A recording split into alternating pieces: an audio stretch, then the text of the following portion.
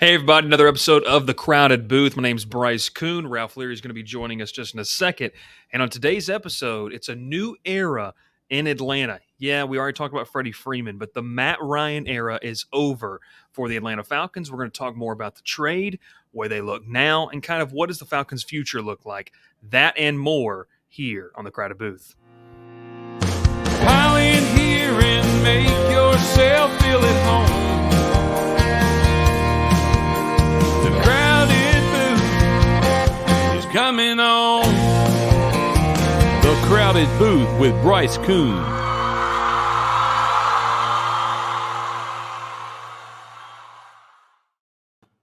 Hey everybody, Bryce Kuhn alongside Ralph Leary. If you're listening on the radio, we appreciate you as well. But if you're watching over on YouTube where the views keep climbing, we appreciate it as well. Another episode, Ralph, without the esteemed guest of Sam Beatty. He watches and listens. So what do you want Sam to come back? I mean, every day we don't have a show without Sam is a sad day for me. And I mean, the conversations we have during text is always incredible. And it brightens my day seeing Sam Beatty pop up my phone. It used to say Doug. Now it says Sam Beatty. Now it says Sam. Well, no, if you missed it, you should go back about a week ago. We talked with Sam, the rapid reaction of Freddie Freeman leaving. And Ralph, that kind of ties into what we're talking today is in the span of a week, the Atlanta sports arena has lost two of the biggest figures in the past decade. Obviously, Matt Ryan came in 2008. He was traded. Freddie Freeman leaves. We've already talked about Freeman. But, man, Matt Ryan is no longer an Atlanta Falcon. Ralph, I know you're not as keen on the NFL and the Falcons as you have been. But, listen, Matt Ryan, that's the guy that my childhood, 2008 to now, and we grew up with him from, middle school to high school, college. That has been him through the highs and the lows. It's been Matt Ryan, greatest Falcon ever. Like, that's not even a question to me that he's the greatest Falcon ever. Kind of, what were your emotions? We'll talk about how it does for the team and all these different things, but what are your emotions when you see Matt Ryan is no longer a Falcon? Number 2 is not going to be wearing the red and black in Atlanta this fall. Well, to say it real quick, I've been a Falcons fan or been in the NFL since the 2016 Super Bowl. Okay, that one hurt more than anything. And I was surrounded by a bunch of bandwagon Patriots fans, so it just shoved in my face the whole time ever since that. So, but yeah, Matt Ryan, man, that's a painful loss. I feel like that's. I just told you before the show started. This one hurts more than Freddie, and I say that's because when Freddie got to Atlanta, we had Chipper Jones still. We were able to watch someone we grew up watching with and enjoyed it. When he retired, it was sad, but we all knew it was time. Yeah, and we had Freddie time, but then the whole time we had Freddie, Chipper, and Matt Ryan, and we were all kind of used to everything. And ever since Chipper retired, it was kind of Matt Ryan secretly in the back corner saying, "This is still my city in sports," because Freddie hasn't made a name for himself yet. He was still young and. So Matt Ryan, ever since Chipper retired to me, I think Matt Ryan's been the face of Atlanta sports. I know that sounds far out because really the Falcons haven't done anything, but Matt Ryan has put up with more crap than anybody else in, I think, football history. He's been – I say this, and I'm using one person's name. Cam Jordan of the Saints said he has sacked Matt Ryan 23 times in his career. That's the most times a quarterback's been sacked by one player ever. So Matt Ryan obviously has not put up – or has been putting up with the biggest pain in the butt in the world in his entire life. So, I'm sad to see him go, but I'm hoping he does not have to deal with what he has been dealing with the past, 7 years. Yeah, I don't think he will be. You and I were talking before. Indianapolis has what is arguably a top 5 offensive line, Pro Bowlers along the side. So that's going to be a welcome sight for Colts fans and for Matt Ryan. But Ralph, you hit the nail on the head. This is a guy who has been one of the big faces of Atlanta sports. The Hawks, until recently, have been down and out. I mean, you go back to 2014, 2015, they had a bunch of good players, no real superstars for the Atlanta Hawks until Trae Young came a couple years ago. The Braves, Chipper retires in 2012. Matt Ryan was 4 years in. And, Ralph, you go back to that, I mean, NFC championship opportunities, the Super Bowl. I mean, we can talk about it now. It doesn't hurt as much. But this is a guy that took Atlanta really for a period of time, Ralph, that I know the past 4 or 5 years haven't been great, but for a period of time, this is about as good as Atlanta Falcons football had ever been. Like when you really get into it, that's about as good as they had ever been. The greatest player to ever put on the Falcons uniform, hands down. What he's done. I think he's going to be a Hall of Famer. I mean, this is just a guy, a true professional who's come in, and we saw a lot of the narrative around was a pro's pro.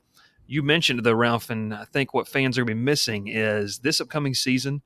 Um, we're going to talk about it. Marcus Mariota as the new quarterback for the Atlanta Falcons, barring any type of craziness that happens in the draft.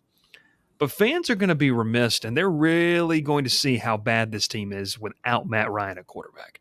Because by himself, he had to endure some really bad teams, cap-strung, bad teams. And right now, especially just for 2022, he's incurring that $40 million hit on the Falcons, which they are paying him, Ralph, $40 million to not play. Ralph, you work at UPS. If they paid you $40 million to not work there, that's a pretty sweet. That's a pretty sweet gig. Oh, I did a heartbeat. That's ridiculous. I wouldn't even hesitate. I wouldn't even hesitate to answer. I'd just go and see you. So when you think of this, I mean, we'll talk about the trade and everything, but I mean, it's a big part of our age, our fan base. We're both 24. You know, he's been there since 2008. The quick math on that is what, 14 years? Am I right in saying that? Yeah, this would have been year 14 in Atlanta. Is that even right? I'm not even sure. 2008 to 2022. Yeah, that would have been. Yeah. So this would have been 14. So when you see that is, I mean, you go back, Ralph, we were 10 years old, 10, 11 years old when Matt Ryan made his debut and everything. And so it's a big part of the people of our age group seeing that. And I think fans are going to be missing that. And Ralph, let's switch over to the trade. A 3rd-round pick comes back. And this is just an interesting conversation, I think, that we can talk about a little bit later on in the next segment. But a 3rd-round pick, they had to, we eat the contract this year. Now, the positive is in 2023, that going into that season, you're going to be off the hook for almost everybody. Like the cap space is going to be there for you actually to start the rebuild maybe a year earlier. But a 3rd-round pick, and we learn more and more about Arthur Smith and them in the front office saying that, and Terry Fontenot saying Arthur Blank as well. Well, Arthur Smith is the head coach, right?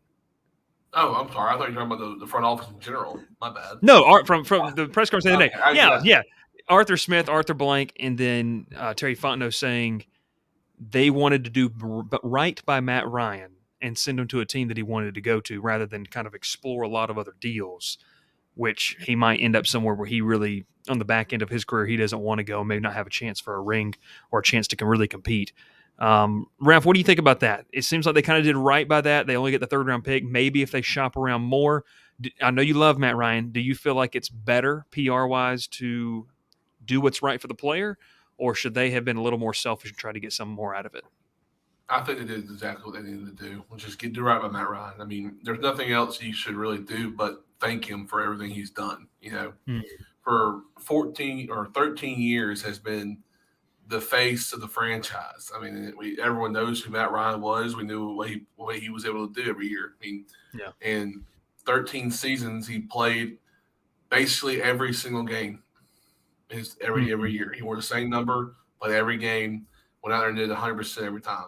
That was just who Matt Ryan was. So, if anything to say thank you, send him somewhere where he can succeed. And give him a chance. To a team that's was 1 or 2 pieces away last year. I mean, to me, had the MVP on their team, honestly, and Jonathan Taylor, and had, a stellar defense. I say it's a little streaky sometimes, but, all defenses do. Great offensive line, and just needed a quarterback. And Carson Wentz was not bad last year for him, but injury-prone and inconsistency, hurt them in the long run. So Matt Ryan being probably the most consistent quarterback since, early on Andrew Luck, for them.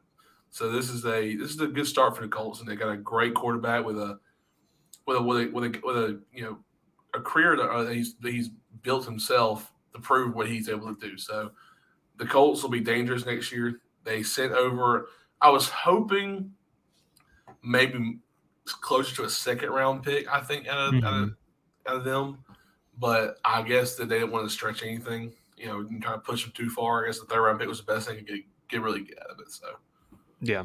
Well, and 2, I think the biggest thing you talked about is after the Deshaun Watson debacle, it was well known that Atlanta was trying to find the next solution. Matt Ryan probably was not going to be that after you knew that. And so it kind of backed them into a corner where they kind of lost leverage in the entire situation as well. We come back, we're going to talk about where the Falcons go from here, the new quarterback, and maybe give some of our ideas how they should build this team going into the future right back here in the Credit Booth. Cook's Place began serving our signature hot dogs in 1985 from a cart on Broadway. We still serve the best hot dogs and scrambled dogs in town at the corner of Moon and Miller Road and at the landings. Our friendly staff won't let you leave hungry. Come in and eat to the beat with our 50s jukebox. Cook's Place, fast service, great people, awesome food. What are you waiting for? Your soap is ugh, and your body wash is a synthetic detergent. But you're not a dish. You're a man. Switch to Dr. Squatch Natural Soap for Men. For men who build things. Open pickle jars on the first try. Slay dragons. And let their daughters braid their hair. Men who like to feel good and smell titillating. Dr. Squatch takes you places you never thought you'd go. Naked. Back here on the Crowded Booth, we got a little bit shorter show for you, so we're going to wrap up today's show, Ralph, talking about where the Falcons go from here. Matt Ryan is an Indianapolis Colt. We know that. The Marcus Mariota has been signed to a 2-year deal. Ralph, honestly, not a terrible stopgap option when you looked at the free agent list, and realistically we're being real about what Atlanta could financially afford. They're bringing back Cordero Patterson. Wide receiver room, there's may not even be anybody in that room right now. Kyle Pitts is there. But, Ralph, when you see this, how would you like to see this team built going forward? You know Marcus Mariota is not going to be the answer at quarterback. He does have the relationship with head coach Arthur Smith, who was his OC for a short time before Tannehill kind of took that team to the next level. And I shouldn't say Tannehill took that team to the next level. He provided a maybe more consistent option at quarterback.